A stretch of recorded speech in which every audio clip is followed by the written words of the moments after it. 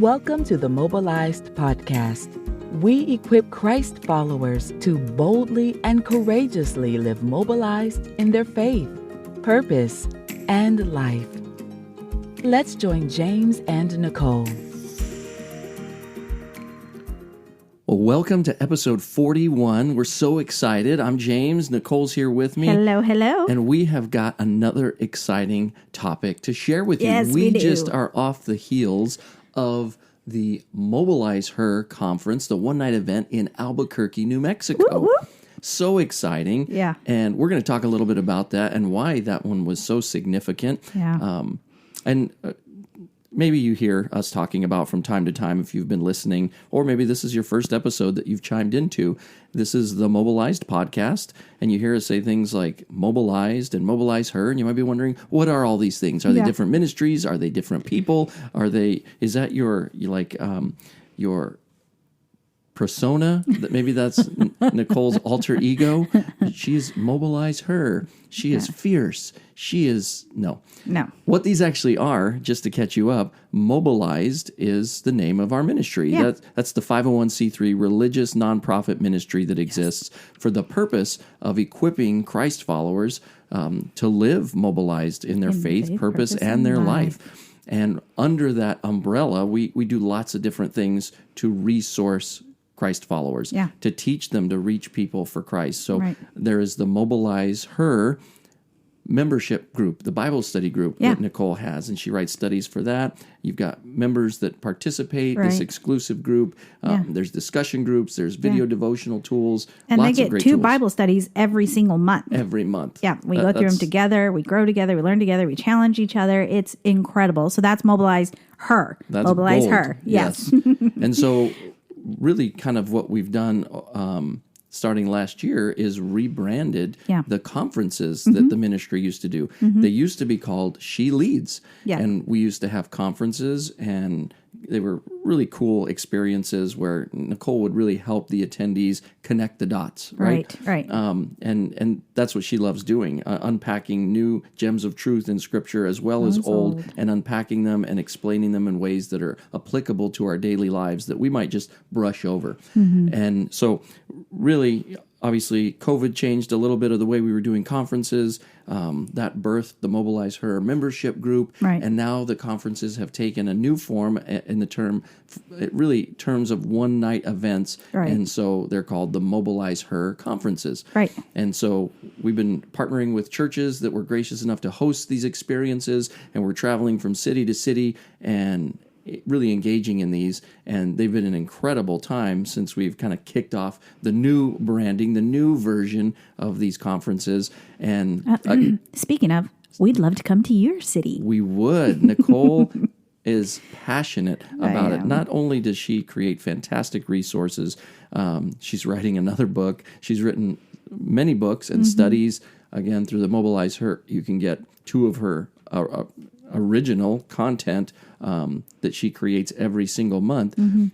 But she is completely energized and passionate about speaking to live audiences, engaging with them, teaching them, getting to meet them face to face. So she's done something very radical, and she has made her schedule unprecedentedly available for her to come to your church, your event, your city. So reach out to us, message us here where you're consuming this podcast, send an email to hello@mobilized.life, or you can go to NicholeChavez.com. There's a place, schedule Nichole, or at mobilized.life, you can say, schedule Nichole, have Nichole come to my event. That'll kind of get the wheels moving, and we can have a conversation about how we can get to you, and again, either speak at your event. If you're leading through a life group with one of her studies, she loves to come participate, be part of that. Put on a conference at your church, a MobilizHer conference. But again, that is something that she absolutely loves doing. Absolutely. I love it.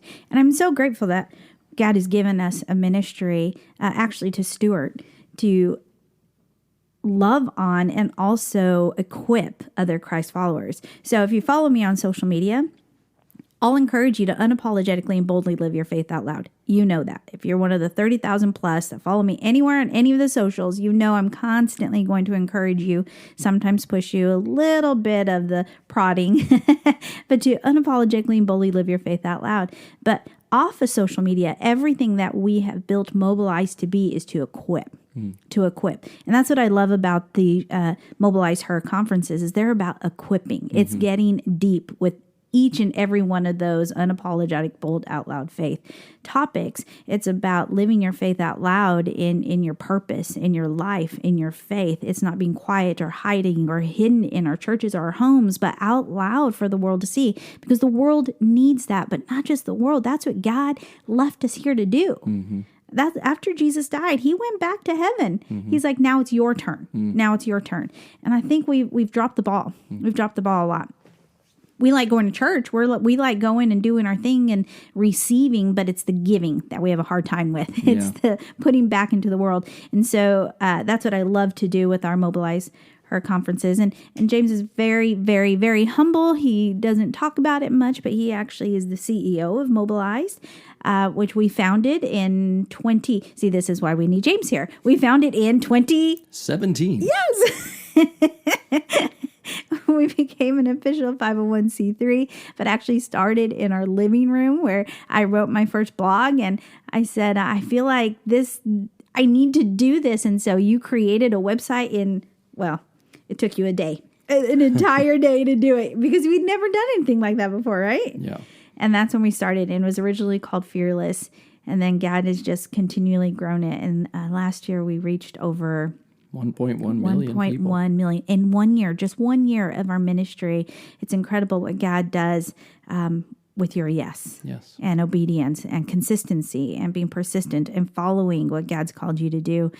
So we get to do this together. We get to manage it. We get to grow together, and we get to see people's lives changed all around us, as well as our own through the ministry God has entrusted to us, which is so exciting.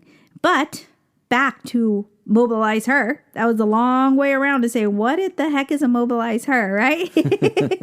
MobilizHer is the conferences, which is just an arm under the umbrella of Mobilized, our ministry. Mobilized in purpose, faith, purpose, and life. Yeah. Faith, purpose, and life. Okay, so we did March 1st, MobilizHer one-night conference in Albuquerque, New Mexico. Why is that significant? I'll tell you why. Because I told God I would never go back there to do a conference. But not just there. This is the church that Nichole's parents pastored. And so again, that's the significance. When she say the place I never was going to go back, it's not Albuquerque. She said she was swearing off. It was the church that actually hosted her and invited her to come speak had originally been the plant of your parents, right? Yes. So my parents planted it in our living room, started it when I was 12 years old. I had grown up in church my whole life, Christian school, the whole thing, the Christian bubble. If you've read my book, you know. So you were the kids director at 12 years old. Yes. I was the everything, cleaning bathrooms, cleaning. Nichole, watch the kids. We're starting our Bible study. Yes, exactly. All the things. Yes. I have filled every position since I was 12 years old. So my parents started it, continued to grow. God blessed it.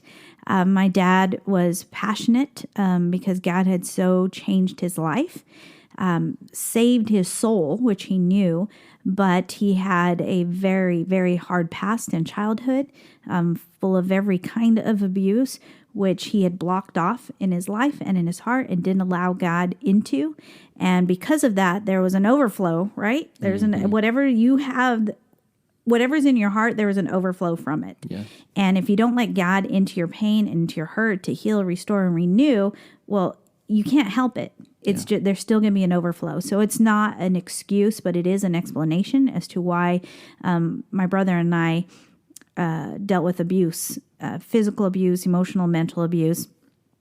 One day, it got to the point where my dad almost ended my life. It was severe abuse.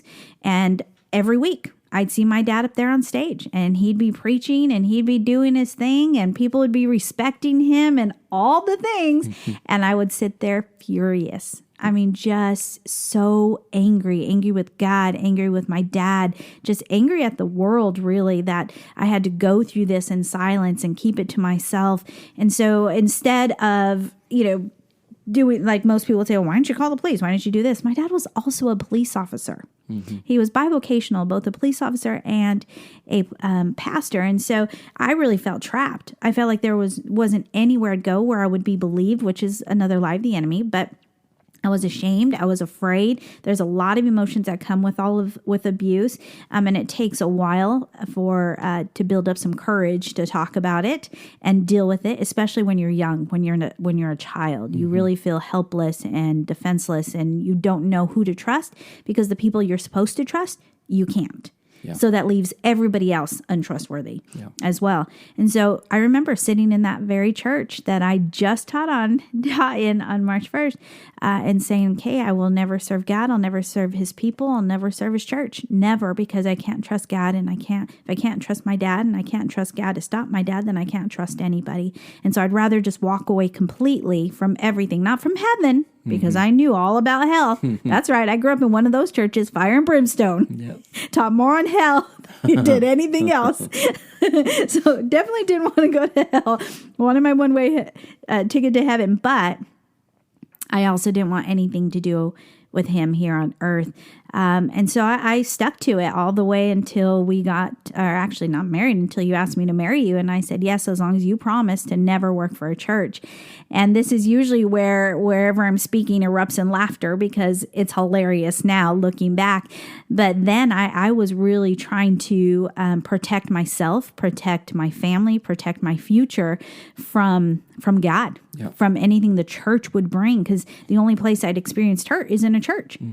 And the only place I thought God lived was in a church. And so why on earth would I walk back into that? Why? It was safer outside of the four walls than it was inside. So I said, no, I wouldn't do it. I even made James promise he would not work for a church, which, side note, James, what's your father? Pastor. A pastor.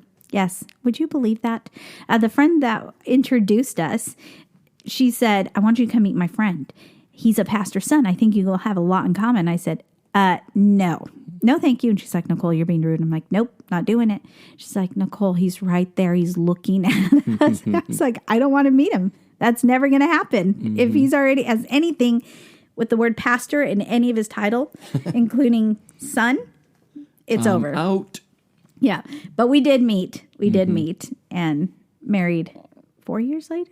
4 years later, even though we didn't have any contact in between, right? Well, she took it seriously. She met me, but then had no intention of getting to know me. So I said, hey, how do we want to end this encounter? Want to exchange phone numbers? Can I give you a ride somewhere? She's like, nope, it was good. Bye. And she just walked out of my life as quickly as she walked into it.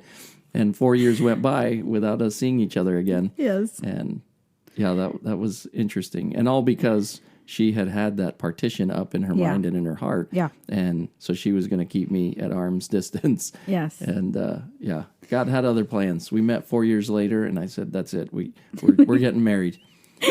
And we did. But you promised never to work for a church. I did. But God had other plans. We'll have to share our story another time, because James has an incredible testimony of how God brought him into ministry, which we both went kicking and screaming at first. But then once we were in, we were all in. That was it. So like James said, during COVID, we had to pivot. Was that the word of 2020? Pivot. We had to pivot in our ministry and stopped doing in person, obviously. So I started doing a lot of social media, a lot of private groups of teaching God's word, equipping Christ followers, right? Equipping with the word of God, which was so important.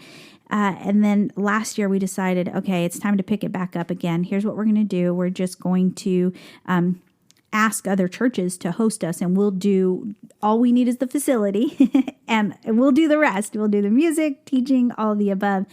And so we had one here in New York, and then in Albuquerque. And so I was telling my mom, because she lives in Albuquerque, I said, well, we want to go to Albuquerque to do it. And she says, okay. And she had run into one of the elders there, which she knew from when they had started the church at Azusa Christian Faith. That was the name of the church. That is the name of the church. And she said, well, let me ask him. Is that okay with you? And I was like, oh, my. Oh, okay. It's one thing to go back to Albuquerque. I've done that many times. It's one thing. We even did our first one. She leads there when we first started them. That's one thing. But to go back into the church where there was so much pain and so much hurt, I was like, I don't know about that. Oh, I don't know. But I also know that God will bring you back into the uncomfortable. I believe that's in one of the chapters of my book. Bring you back into the uncomfortable to heal and push you, like, how much do you trust me? He will test us. He will test our trust and our faith. And so immediately, I was like, oh, I got to let this go. If it happens, it happens. But I kind of did it like in a, okay, fine, whatever, Mom, go right ahead. And back in my mind thinking, what are the odds? Like, I'll say yes, but what are the odds? It's probably going to be a no. She calls me a few days later and said, I spoke to the pastor and he is on board. He said yes. I was like, okay. My stomach did a little flip-flop and decided it is okay. This is what we're doing. God, I trust you. And then I put it way back in the back of my mind because I'm like, oh, I'm not ready to talk about it or think about it yet. I'm not sure what this means. I don't even know how to feel about this yet. Because it was so connected to pain for me. Even the place, which is ridiculous, but the place was so connected to pain. Yeah. And so to go back to a place, it felt like it almost might be going back to pain. And I wasn't sure if I wanted to deal with that yet. My dad's been gone a couple of years. That was also a very painful situation. And so I wasn't sure what it was going to bring up. So fast forward, we're in Albuquerque, getting ready the day before the conference. We're on our way to see the church for the first time so James can check out all the things. What do you call it? All the electronic media, yes. Presentation technologies. Yes, it's obvious what my job isn't. And he says, we're just quiet for a while, which if you know me, if I'm quiet. She's never quiet. And if she is, it's not good. Someone's in trouble or they're going to be in trouble. So I'm quiet for a long period of time, which I hadn't even realized because I was lost in my thoughts. And he said, are you nervous? I was like, wait, what? Yeah, wait, what about what? What are you saying? What am I nervous about here? What do you think Go ahead, add a new fear. Go right ahead. Am I supposed to be nervous? Am I supposed to be? Just tell me right now. I can't handle it. And he said about going back to that church. And I don't remember what I said. I think the answer was yes, because that for sure is what I was feeling. But really what I felt like doing is throwing up. That's what I felt like doing. I'm not sure if I was car sick. I'm not sure if it was too much green chili. I don't know. Either way, my stomach was feeling it. But the incredible thing is we drove up to the building and there was nothing there. There was an excitement of what was supposed to be, what was supposed to happen. And we walked in and we looked around and so many memories came flooding back, but not bad memories. There were a ton of good memories. And he gave us a tour of where, the building again. And I had so many thoughts, so many memories. And we did a small video in the auditorium. James sang, so beautiful. I mean, just so beautiful, my love. Thank you. And we were getting ready to leave, and I knew where my dad's office was, and that was a big pain point as well. It was a place where my brothers and I had confronted my dad on an affair he'd had, and it got ugly. It was just so bad. And we walked into that office, and that was the last time I'd been in that office is when we had confronted him on having that affair. And I thought, okay, if anything's going to be my undoing, it's going to be this one. So I have to just face my fears. I got to just do it. I got to just walk in there and I just got to like a Band-Aid, rip it off. And that's actually one of my, there's the fight or flight or freeze, I guess. I may fight all the way. I can't help it. Yeah. Right? Yes. I just run towards it. Yes.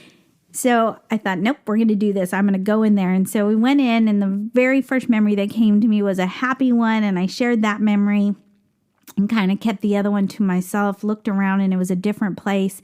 And I thought, it's a different place and I'm a different person.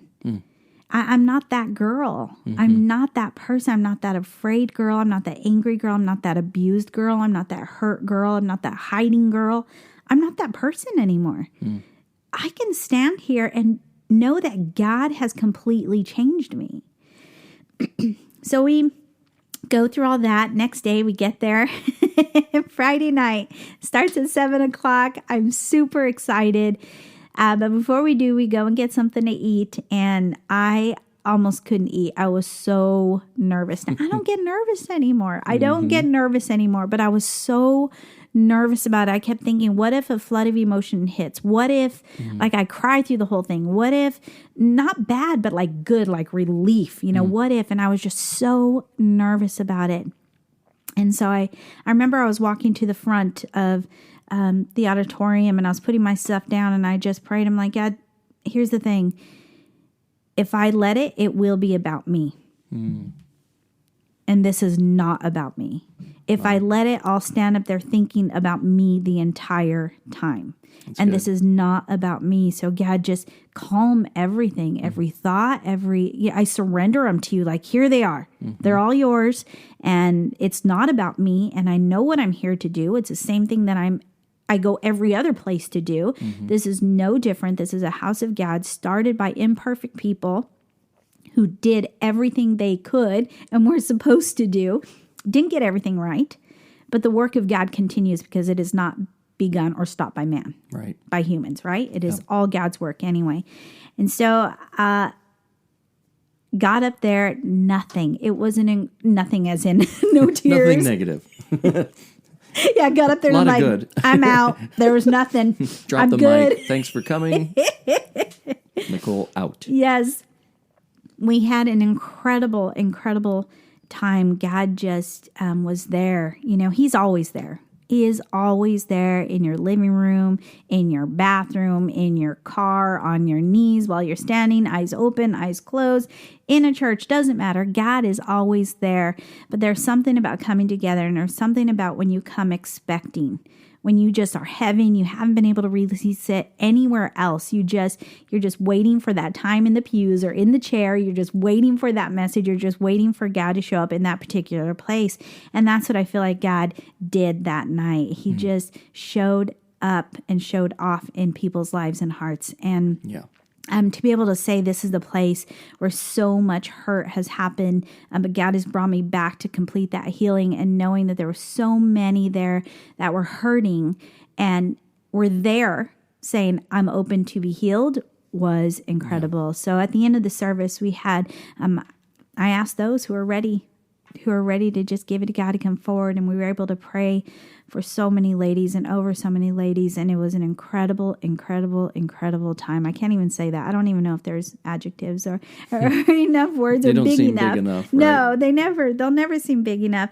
And so out of everywhere I've spoken, out of everything I've done, every title I've held, every position I've held, I think standing on that stage in that church will be a highlight for me, just knowing that God is faithful and he's not afraid of you and your words. Like he will be like, okay, you just revealed your hurt to me.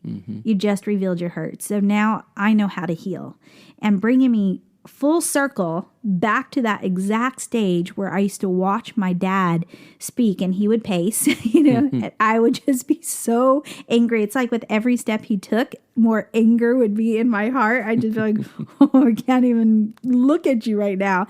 But to be in that same place, proclaiming the word of God from a healed spot and a healed place, and not just healed, but like restored, just restored, was an honor and a gift, gift. It was a gift from God to me.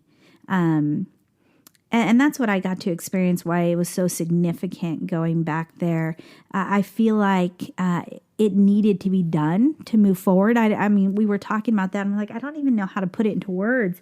Like, God isn't like, okay, you jumped a hurdle, now you can be successful. It wasn't like that. But something shifted inside of me, and something shifted, I believe, in our ministry, that there are no more no's. That was my last no. Yes. That was the last thing that I said I would never do that I hadn't done. Everything else has been a process of giving it back to God, but stepping foot back into that place, as small as it may seem, was huge to me. Yeah. And I'm going to post. Okay, I was going to say I posted, but I didn't. On social media, you'll have to look at next week's socials post. But I said, it's just very simple, but it's huge. And maybe this will give you context when you see it. But I said, fear builds mountains and faith moves them. But the truth is, fear doesn't actually build them. It's the illusion of a mountain. Yeah. That's not actually there. That's right. And that's what that place was, that building. It was a real place, but it was a mountain for me. And it wasn't real. Right. It was just all fear. Yeah. And when you step out in faith, that's when you realize, oh, actually, I thought I was going to have to climb this huge mountain. I was going to have to do this big thing. But once I stepped into faith, that mountain disappeared because it was never really there to begin with. Yeah. It was never there. So I'm so grateful that God has closed that loop for both of us. He could be like, okay, that's the last one I had to check off that she said she would never do. So James, you have a long list. So stop saying you're not going to do stuff. Yes, exactly. It's where he sends us. And so, James, what was it like from your perspective, watching me go through that, knowing we were doing two things at one time, ministry, and watching me face my past again? Yeah. I mean, the first part that I always am in awe of is your strength and courage. And it's so fulfilling and fills me with joy to watch you come full circle and fulfill your purpose when for so long you said no to it. And so being able to have a front row seat to the journey and seeing your impact now when you were going to leave all of that on the table and leave it unutilized. Like, God, I'm not going to do that. I'm not going to reach those people. I'm not going to write those books. I'm not going to study your word. I'm not going to share these truths. But to see all the people impacted, because I get a unique vantage point. And so each time I get to watch you speak, watch you share, watch you minister, that's the first thought is this almost didn't happen, but your yes has allowed this trajectory of your life. And then watching the journey, again, every time we have to deal with the pain of your past, the husband, the protector in me gets protective and frustrated, and I want to protect you from it. I want to remove the pain, protect you from the pain. But then watching your courage, because again, if you've read her book, The Silenced Army, it gives you the antidote to dealing with unforgiveness and pain and the things that can keep you from your purpose and from your joy. And she's walked through those steps. And so watching you walk through them in real time, not just do as I say, not as I do, right? Is the adage. You didn't just write a book telling people how to overcome unforgiveness and walk through these challenging situations, but they're really documenting the real life experience of someone who's come through the valley and is on the other side. And so as you're dealing with these things, watching the struggle, the turmoil, but again, the word that just comes to mind is courage and strength, that you don't run away from it. Others will just shut down or they'll run from it. But just like you teased, it was our first year of marriage, really first few months. And I playfully got like a kitchen towel and, you kind of wind it up and you kind of try and snap, somebody with it. And so I'm trying to get her on the backside and she's chasing me. And what I saw quickly in Nichole is everyone else I'd ever done that to in my entire life, once you wind the towel, they run away. I mean, I run away. You know the little snap that's going to come. And you're like, oh, I don't want that. That sting, that bite. She's the only person in my life that I've ever seen that as soon as I wind it, runs toward me. And that intimidated me. I'm like, wait, what's happening? I was the one with the power. She took my power away. And yes, I did. I hung on to you and I said, you can't wind it you can't and get me it. when I'm this close. Exactly. And that's just a picture of the way you've dealt with these large mountains as you articulated them to be. You just run towards them and they lose their power. It's not what we're making it out to be, but most people get stuck there. And so being able to watch you run toward it, even through the knots in your stomach, the butterflies, us not being able to enjoy a dinner, awkward silences on car rides. But I know what the process is, and I know it's because you're running toward God. You're running toward the mountain with Him by your side. Yeah. And so I love the way you say it. You're, with God, you're casting a God-sized shadow on your mountain that's in the way. Yeah. And you're not the little scared, broken girl trying to attack it with a slingshot. Right. You're armed to the teeth with the one that's going to move the mountain. Right. And I see that victory on your face. I see it in the way you speak, and then it pours over into the experiences in the room that everyone has. And that's one of the things that I loved about the event in Albuquerque, was that wasn't the crux of your message. You had a very powerful message, as you always do, but a side note was your story of healing, and that resonated with so many people that said, I'm in a place where I've had challenges, I've had pain, and this isn't a magic place. God is with me everywhere. But right now, someone's giving me permission to step out and to face it, to run toward it with confidence as a victor, no longer as a victim, and let God into this. Right. And watching that breakthrough in ladies' lives was incredible. I mean, it's humbling and it's awe-inspiring. And gosh, what a blessing it is. Absolute blessing. Well, thank you for being on the journey with me. It's been my pleasure. Because sometimes should I scary, say adventure? But my pleasure. I use the word journey, and then I'm like, wait, no, he's looking at me like that's not the word, and you know it. But that's been the fun thing, and I was teasing with someone at the event that for a lot of years, and depends on the context and where we are. Sometimes Nichole is James' wife, right, and then in a lot of other places these days, I am Nicole's husband. So I'm just Mr. Nichole. I get to carry her purse and make sure she gets to the right spot. There you go. But that's great because, again, she's the founder and president of this ministry. She had a vision and a passion, and her yes has led to breakthrough for countless women around the world. And so that's the privilege, and that's the function that I serve, is removing obstacles and creating opportunity for her to live that purpose. And so what a blessing that we get to, kind of lock arms in that venture together, because God's put something fiery inside of you. And I can't wait to see how it's going to continue to unfold as the years tick by.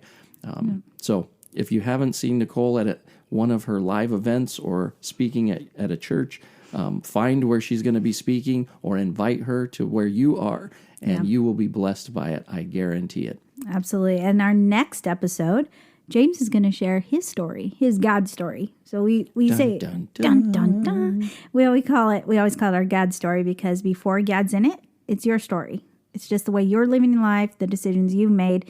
The moment you invite God into it, it becomes his story, and you just start living his story. And so God has an incredible story through James and his life, and how he went from banking, a very successful banker at that, and saying he promises to never work for a church, to being into full-time ministry, and then founder, of course, or co-founder and president, or no, CEO, yo. How's that? I almost just got a demotion. You did, I know. Or a promotion, I'm not sure. She does make me call her Madam President around the house. I don't know what that means. I'm going to have to call HR. I'll be waiting for your call. CEO. That's what we tease when she's talking to herself. It's all right, I'm just having a staff meeting. Just leave me alone. It's getting ugly. I'm going to be honest. I might have to fire someone. Yeah, those are fun meetings because they all happen in my head. And then halfway through the meeting is when I start talking. And that's when you look at me like, That's when it gets scary for me, because then my list gets very long. And you're like, could you possibly start from the beginning? You obviously have been letting me into the meeting halfway through. But James has an incredible God story, and I can't wait for him to share it with you. And I know you'll be blessed by it, and also inspired to step out of the mundane. Not that your job is mundane, but what in comparison to what God had for you. In light of eternity. Yeah, that's true. And that was how God asked me to look at it a little differently. Yeah. And that's part of the story. But really the cohesive thread that runs through both of our stories is removing fear and relying on Yes. faith. Yes. And I think that's really been the testament of our life and God's Yes. graciousness as he's taught us those lessons. Because early on in life and early in our faith, fear